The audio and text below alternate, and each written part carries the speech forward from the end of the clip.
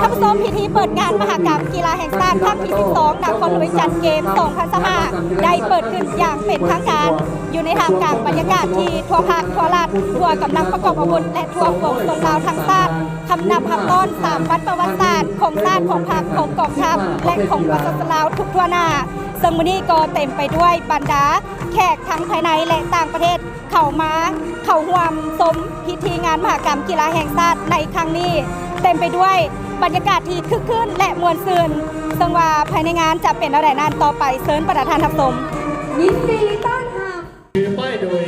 น้องนักเรียนจากโรงเรียนมอสเวียงจันทร์จำนวน5น้องขบวนเครื่องน้ำเงินและแม่น้ำน้อยลายตายเป็นสายเลือดใหญ่ที่รอเลี้ยงชีวิตของประชาชนลาวบรรดาเก่าเป็นชาติลาววีรชนถือทุ่โดยกองดุริยางค์ของทัพประชาชนลาวคณะนำคุมและนักกีฬาเขาวัง419 การยิงกันที่3 การครั้งนี้ได้เขาวังแข่งขันเจ้า2ประเภทกีฬางานมหกรรมกีฬาแห่งชาติลาวครั้งที่ 12 ที่นครหลวงวิจันทร์เป็นเจ้าภาพได้จัดขึ้นอย่างเป็นทางการในวันที่ 15 พฤศจิกายน 2025 นี้เป็นประธานจัดงานโดยท่านปริญญาเอกอัศพังทองศรีพันดรเจ้าของนครหลวงวิจันทร์ให้เกียรติเข้าร่วมโดยท่านทองลุ้นศรีสุริตประธานประเทศแห่งสาธารณรัฐประชาธิปไตยประชาชนลาวพร้อมด้วยภรรยามีบรรดาการนำภาครัฐอดีตการนำภาครัฐขั้นศูนย์กลางและท้องถิ่นบรรดาทานแขกที่มีเกียรติทั้งภายในและต่างประเทศบรรดาคณะนำนักกีฬาครูฝึกกรรมการตัดสินนักกีฬาพ่อแม่พี่น้องสาวนครหลวงวิจันทร์พร้อมด้วยก้อนกำลังต่างๆและสื่อมวลชนเข้าร่วมท่านปริญญาเอกอัศพังทองศรีพันดรรายงานต่อพิธีในครั้งนี้ว่างานมหกรรมกีฬาแห่งชาติแม่นงานแข่งขันกีฬากายกรรมเพื่อสุขภาพมิตรภาพและเพื่อการพัฒนากีฬาโดยการร่วมมือของทั่วปวงชนในวงคณะญาติแห่งชาติซึ่งภาครัฐบาลได้อนุญาตให้แต่ละแขวงผลัดเปลี่ยนกันเป็นเจ้าภาพจัดขึ้นเป็นรอบเวียน3 ปีใดจัดขึ้น1 ครั้งและครั้งล่าสุดก่อนนี้แม่นครั้งที่ 11 ซึ่งแม่นแขวงเสียงขวางได้รับเกียรติเป็นเจ้าภาพในท้ายปี 2022 ครั้งนี้เป็นครั้งที่ 12 ซึ่งนครหลวงวิจันทร์ได้รับเกียรติเป็นเจ้าภาพตามการหมุนเวียนมอบหมายงานมหกรรมกีฬาแห่งชาติครั้งที่ 12 นี้แม่นจัดขึ้นภายใต้คำขวัญสามัคคีมีวินัยโปร่งใสได้การพัฒนาอำนาจการปกครองและประชาชนบรรดาเผ่าทั่วนครหลวงวิจันทร์ได้มีความปิติสมชื่นยินดีและมีความกระตือรือร้นเพื่อพร้อมกันเป็นเจ้าภาพงานมหกรรมกีฬาแห่งชาติครั้งที่ 12 นี้ได้ประกอบมี33ประเภทกีฬาแข่งขันมีคณะนำนักกีฬาครูฝึกกรรมการตัดสิน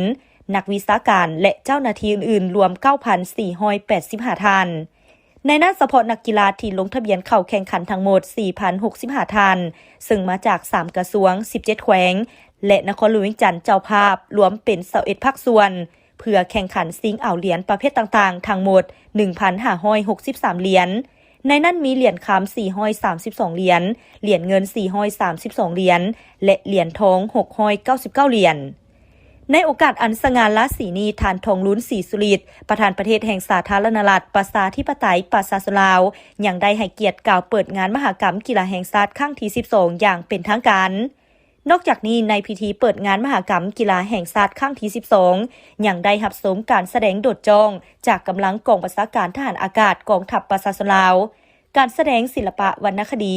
บทเพลงฮ้องขับลำบทฟ้อนต่างๆจากนักแสดงที่มีชื่อเสียงของประเทศลาวและนักแสดงที่มาจากบรรดากระทรวงสำนักงานองค์การอ้อมข้างศูนย์กลางและน้องๆนักเรียนนักศึกษาจากสถาบันการเรียนการศึกษาต่างๆภายในนครหลวงที่แสดงให้เห็นถึงวัฒนธรรมฮิตของประเพณีอันดีงามและความสามัคคีของคนภายในชาติรับชมการเดินสวนสนามของก้อนทัพนักกีฬาจากภาคส่วนต่างๆที่เข้าร่วมชิงชัยเป็นเจ้าเหรียญคำในงานมหกรรมกีฬาแห่งชาติครั้งนี้และปิดท้ายด้วยการจุดดอกไม้ไฟที่สวยงดงามสร้างความประทับใจให้แก่ผู้ที่เข้าร่วมในพิธีเป็นอย่างยิ่ง